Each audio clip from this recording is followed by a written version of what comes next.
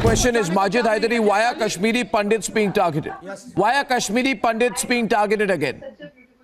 Why are Kashmiri Pandits being targeted again? Balkrishnan is running a medical shop. It is running a medical shop. He's lived all his life in Chotigam, in Shopian. Right? Why was he targeted? Besides the fact that he's a Kashmiri Pandit, what is his fault? What was his crime? Why was he targeted?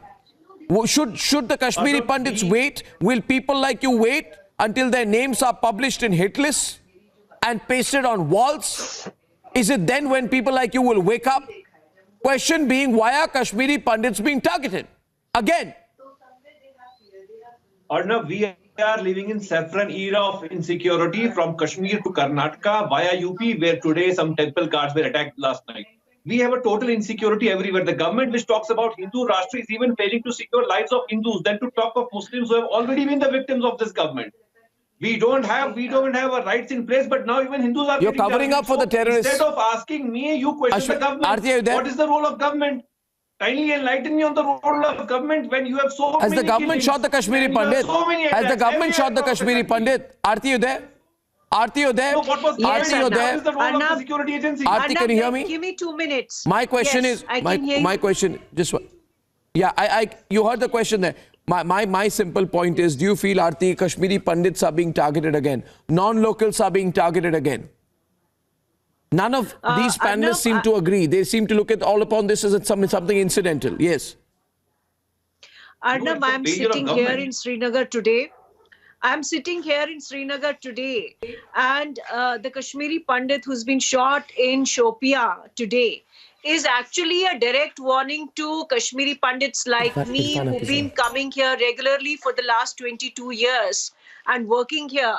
It's also warning to my brothers who've been working here for the last few years since 2019 that do not ever even dream of coming back to Kashmir. That is the warning that all the jihadis and the conflict entrepreneurs who have made massive wealth in the last 35 years, that is the warning that they're giving to me and my family and my brothers. This conflict entrepreneurship is rattled. This conflict entrepreneurship, which thrives on the blood of Kashmiri Pandits, they're rattled because in the last few years, there has been a concerted effort to dismantle the terror funding network. There has been a concerted effort to demolish the entire separatist ecosystem.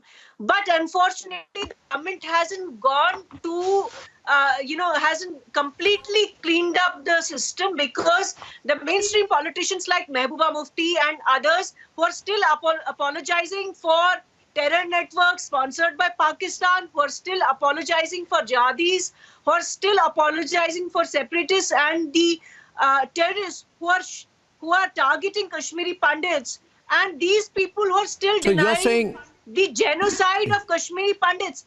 They are responsible for this, and the government really needs to take action against these mainstream, so-called mainstream politicians.